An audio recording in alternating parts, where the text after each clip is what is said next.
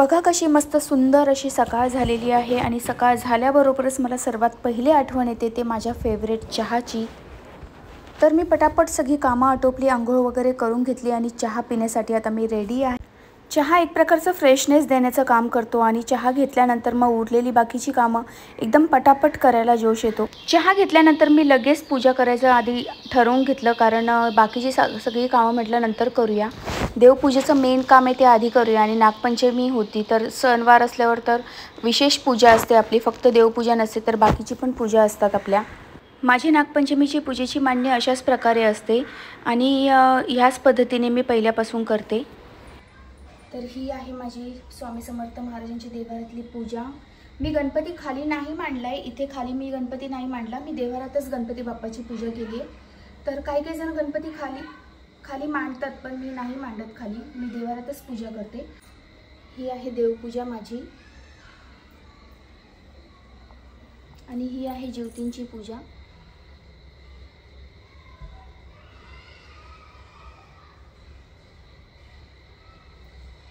आणि हे आहे नागवंशावळ, म्हणजे हे नाग, हे नागिन आणि ही त्यांची 2 पिल्लं, तर याला वंशावळ असं म्हणतात।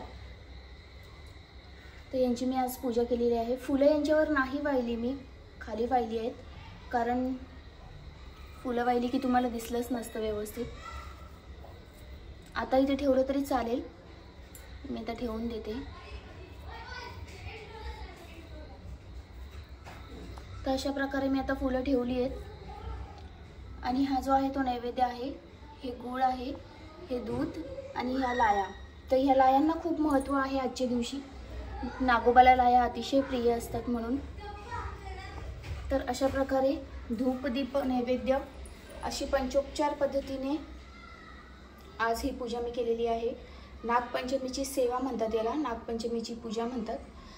मंदिरात जाऊन काही जण पूजा करतात, कारण मंदिरामध्ये शंकर महादेवाची पिंड जी असते त्या पिंडीवर नाग असतो, तर तिथेही जाऊन पूजा केली तरी चालते, पण मी घरीच केली। मी दरवर्षी अशाच पद्धतीने पूजा मांडते।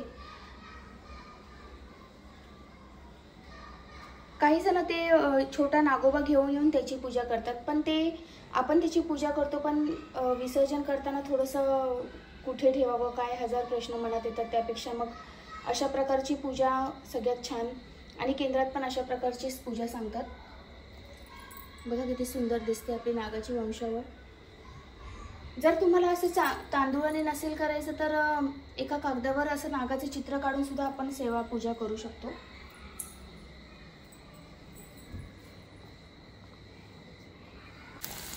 ही आहे बटाट्याची भाजी, याला माऊ रेड बटाटा बोलते आणि माऊला खूप आवडते रेड बटाट्याची भाजी। तर ही शिजते अजून थोडीशी बाकी शिजायची, त्याच्यामध्ये ठेवून देणार आहे। आणि ही आहे मुगाची आमटी आणि सोबत मी केलेली आहे ज्वारीची भाकरी, चपाती। ज्वारीची भाकरी मी खाते, बाकीच्यांना चपाती आणि भात। कसा असणार आहे आजचा मेनू। हे आहे बीटरूट पीसेसमध्ये काढून ठेवलेत मी, असे करून ठेवलेत, म्हणजे जसे लागतील तसे जेवताना डायरेक्टली हा जार घेऊनच जेवायला बसायचं। आणि मी सालासकट खाते, म्हणजे मी साल काढत नाही बीटरूटचं, कारण असं म्हणतात की कोणत्याही फळाचं किंवा कोणत्याही फळभाज्यांचं जे साल असतं त्यामध्ये खूप जास्त कॅल्शियम वगैरे असतात आणि खूप जास्त ताकद असते त्यामध्ये, तर ते मी कधीच काढून खात नाही, फक्त व्यवस्थित वॉश करून घेते। तर जेवताना आता हा जार असाच घ्यायचा आणि जेवायला बसायचं, म्हणजे आपल्याला जे इसेन्शियल्स आहे बॉडीला गरजेचे, जेवणासोबत आपल्याला सॅलड पण थोडंफार प्रमाणात पोटात जायला पाहिजे म्हणून। मी काकडीसुद्धा आणते, पण काकडी सध्या आणली नाही आहे, कारण काकडीमुळे माझा घसा खूप दुखतो। काकडीची थंड प्रवृत्तीची असते ना काकडी, त्यामुळे मला जास्त जमत नाही, आणि वातावरण पण जर थंड असेल तर मग अजूनच प्रॉब्लेम होतो आणि आवाज माझा पूर्णपणे बदलून जातो। माझा घसा खूप सेन्सिटिव्ह आहे, तर मी लिंबूसुद्धा जास्त खात नाही, त्यामुळे बीट मला जातं, बीटाचा काही प्रॉब्लेम नाही आहे। सकाळचा स्वयंपाक चालू होता तेव्हा मला एक गोष्ट जाणवली की माऊने मला सांगितलं होतं की शनिवारी तिला शाळेला सुट्टी आहे आणि शाळेला सुट्टी असल्यावर तिला काहीतरी स्पेशल मेनू हवा असतो, म्हणजे चपाती भाजी तिला खायची नसते, भाजी पोळीचा तिला कंटाळा आलेला असतो. म्हणून तिने मला सांगितलं होतं की मला इडल्या बनव. तर आता मी इडलीसाठीच हे सर्व प्रिपरेशन करते. त्यासाठी मी इथे 3 कप तांदूळ घेणार आहे आणि 1 कप उडदाची डाळ घेणार आहे. तर हे सर्व भिजत टाकायचं आहे. म्हणजे शुक्रवारी मी आज उद्या शनिवार आहे, म्हणजे आजच शुक्रवारीच भिजत टाकायचं ते सकाळी. तर सकाळी हे सर्व व्यवस्थित धुवून आपण जर भिजत टाकलं हे सगळं, तर संध्याकाळपर्यंत व्यवस्थित भिजतात ते तांदूळ आणि डाळसुद्धा. आणि मग संध्याकाळी रात्री आपण ते व्यवस्थित मिक्सरमध्ये बारीक करून घ्यायचं सर्व मिश्रण. त्याचं इडलीसाठी योग्य असं बॅटर आपण रेडी करायचं आणि ते बॅटर मग रात्रभर फॉर्म होण्यासाठी ठेवायचं असतं. अशा प्रकारे इडली बनवायची असते, ती त्याचीच तयारी आता सुरू आहे. तर मला हे लक्षात आलं, कारण मी एकदा विसरले की मग सगळं राहून जातं, म्हणून मी लक्षात ठेवून पहिले हे काम करून घेतलं इडलीचं. सर्वात आधी मी तांदूळ आणि डाळ व्यवस्थित धुवून घेते आणि धुवून घेतल्यानंतर तांदळामध्ये न चुकता एक गोष्ट मी टाकते, ती म्हणजे मेथीचे दाणे. तर काही प्रमाणात म्हणजे एकदम अर्ध्यापेक्षाही अर्धा चमचा आपण मेथीचे दाणे टाकणार आहोत. मेथीमुळे काय होतं ना, की आपण जे बॅटर आता बनवतोय ते बॅटर आपण आंबवलेलं असल्यामुळे कधी कधी ते आपल्याला पोटाला बाधू शकतं. तर मेथीचे दाणे जर थोडेसे टाकले ना तर ते आपल्या पोटाला बाधत नाही आणि इडलीला खूप छान फ्लेवर मिळतो त्यामुळे, पण ते प्रमाणात टाकावे लागतात. किचनचं थोडं काम आटोपल्यानंतर मी पुन्हा माझ्या पूजेकडे वळले, कारण मी पूजा तर मांडलेली होती पण हळद कुंकू वाहिलेलं नव्हतं. तर आता मी चांगला व्यवस्थित ड्रेस वगैरे घालून पूजा करायची ठरवली होती, म्हणून मी थोडासा मध्ये ब्रेक घेतला. आधी किचनमधली थोडीशी कामं आटोपून घेतली आणि मग व्यवस्थित ड्रेस वगैरे केल्यानंतर पूजा करायची ठरवली होती. तर आता मी व्यवस्थित हळद आणि कुंकू वाहून घेते आहे आणि जी काही पूजा आहे ती व्यवस्थित शांततेने करून घेते आहे. नैवेद्य जो आहे तो पण समोर ठेवला आहे, तो पण समर्पित करावा लागतो, तेही आता करणार आहे मी. श्रावणातल्या पहिल्या शुक्रवारी करण्यात येणारी ही पूजा असते आणि ज्योतींची पूजा ह्या दिवशी करतात, कारण आपल्याला जी मुलंबाळं असतात त्यांना नेहमी सुख प्राप्त व्हावं, त्यांच्यावर कोणत्याही प्रकारच्या अडचणी येऊ नये, त्यांना कोणत्याही प्रकारचं दुःख होऊ नये, तसेच त्यांचं आरोग्य चांगलं राहावं, यासाठी ज्योतींची पूजा केली जाते. तर ज्योतीच्या पूजेने आपल्या मुलाबाळांवर नेहमी तिची कृपा होते आणि आयुष्य सुखाने जगता येतं लहान मुलांना किंवा मुलाबाळांना आपल्या. तर त्यासाठी प्रत्येकाने ही ज्योतीची पूजा करायची असते. त्याचप्रमाणे मुलांचं औक्षणसुद्धा करायचं असतं. तुमची मुलं लहान असो मोठी असो, तुम्हाला मुलांचं औक्षण करणं हे भाग आहे, कारण औक्षण केल्याने एक प्रकारे बोलतात ना, दिवा उतरवल्याने आपल्या मुलांचं आयुष्य पण वाढतं असं म्हणतात. म्हणून तर आपण प्रत्येक वाढदिवसाला मुलांवरून दिवा उतरवत असतो. म्हणून श्रावणातल्या प्रत्येक शुक्रवारी प्रत्येक आईने ही ज्योतींची पूजा करायलाच हवी असं मला वाटतं. हे आपण दुपारी म्हणजे सकाळी भिजत टाकलेले ही आहे उडदाची डाळ. हे आहे आपण सकाळी जे आपण भिजत टाकली होती ते तांदूळ आणि मेथी, आणि हे आहे उडदाची डाळ. हे दोन्ही व्यवस्थित भिजलेले आहेत. आता हे आपण बारीक करणार आहोत मिक्सरमध्ये. म्हणजे आता रात्री बारीक करून ठेवलं तर सकाळी याचं व्यवस्थित बॅटर रेडी होईल इडलीचं आणि ते व्यवस्थित फॉर्म होतं. बॅटर म्हणजे काय बोलतात त्याला, आंबवण्याची जी प्रक्रिया असते ती व्यवस्थित होईल जर आत्ताच आपण हे व्यवस्थित करून ठेवलं तर. मी आता हे पहिले करणार आहे, मिक्सरमध्ये बारीक करून घेणार आहे आणि मग बॅटर आत्ताच रेडी करून ठेवणार आहे. असंच करावं लागतं इडलीसाठी. उद्या इडली करायची असेल तर अगोदरच्या दिवशी सकाळी तांदूळ आणि डाळ भिजत टाकावी लागते आणि मग संध्याकाळी मिक्सरमध्ये बारीक वाटून काढावी लागते, म्हणजे दुसऱ्या दिवशी सकाळी ते व्यवस्थित आंबवण्याची प्रक्रिया त्या पिठावर होते. चला तर मग सुरुवात करूया. हे आहे माझं मिक्सरचं भांडं, पण आहे ना वातावरण एकदम क्लिअर नाही आहे ना, पावसाळा आहे, त्यामुळे असं वाटतं की या भांड्याला काही बुरशी वगैरे आली की काय.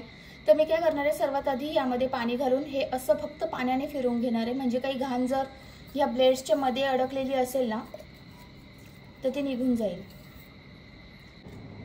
हे बघा घाण दिसली. या ब्लेड्समध्ये कधी कधी अन्नकण अडकलेले असतात आणि ते अन्नकण तसेच राहिले तर कधी कधी बुरशी लागते त्यांना. म्हणून मिक्सर वापरताना एकदा फक्त पाण्याने असा फिरून घेतला ना की त्यामध्ये अडकलेले जे अन्नकण आहे, तर बारीक बारीक तुम्हाला दिसतंय की नाही काय माहिती, थोडीशी घाण. हे बघा ही घाण आहे ना, हे कितीही आपण क्लीन केलं ना मिक्सरचं ब्लेड, तरी पण थोडंसं त्याच्यात अन्नकण अडकलेले असतातच त्याच्यामध्ये.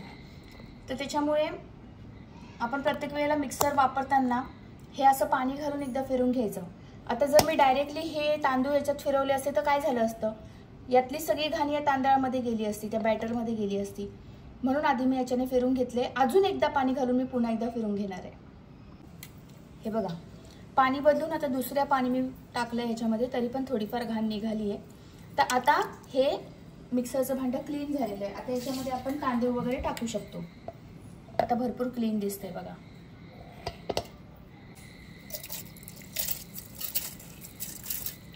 सगळे तांदूळ एकत्र नाही टाकणार आहे, थोडे थोडे दळून घेणार आहे आधी, कारण एकत्र टाकल्यावर लोड येईल मिक्सरवर.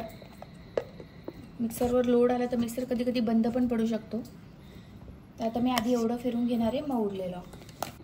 यामध्ये मी डाळ आहे ती पण थोडीशी घालणार आहे, कारण उडदाची डाळ ही खूप चिकट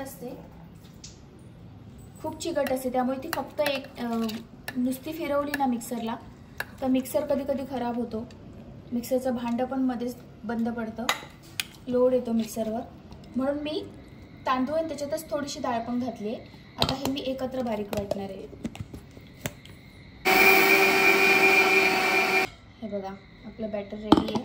आता हे मी एका भांड्यामध्ये काढून घेते. तर अशा प्रकारे आपलं बॅटर रेडी झालेलं आहे. तर हे बॅटर आता फक्त झाकण ठेवायचं, याच्यामध्ये काहीच टाकायचं नाही, फक्त झाकण ठेवायचं.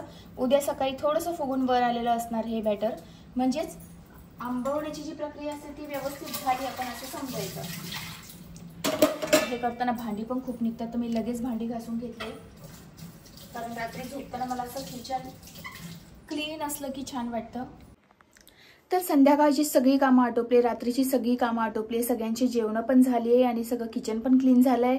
इडलीचं पण बॅटर रेडी झालं आहे. तर आता मी छानपैकी आराम करणार आहे, कारण माझं नाईट रुटीन पण माझं करून झालं आहे. तर मी आता मस्तपैकी झोपणार आहे. जवळजवळ 12 वाजलेले आहेत. आम्हाला रोजच झोपायला लेट होतं, त्याप्रमाणे आजही झालंच. तर शनिवार रविवार मुलांना सुट्टी असते, त्यामुळे आराम आहे. उद्या आरामशीर उठलं तरी चालणार आहे. Good morning. तर सकाळ झालेली आहे. चला फटाफट आपलं बॅटर आपण चेक करूया कसं झालंय ते.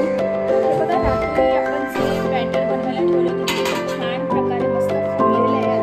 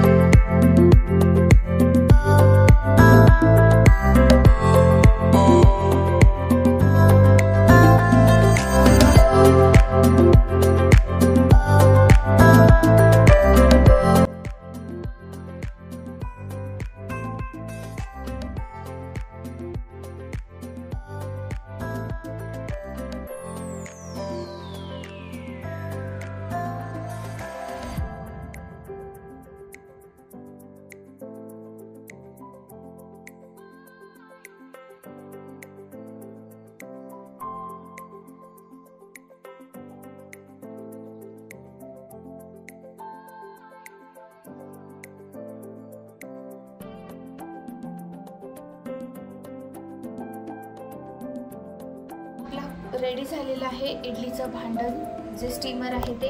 आता हे मी इडल्या उकडायला टाकते लगेच. हे बघा, आपली इडली रेडी आहे आणि मला इडली अशाच प्रकारे खायला आवडते. म्हणजे मी इडली वेगळी, चटणी वेगळी, सांबार वेगळं असं नाही घेत. इडली त्याच्यामध्येच वरतून सांबार आणि चटणी टाकून अशा प्रकारे खायला मला आवडतं.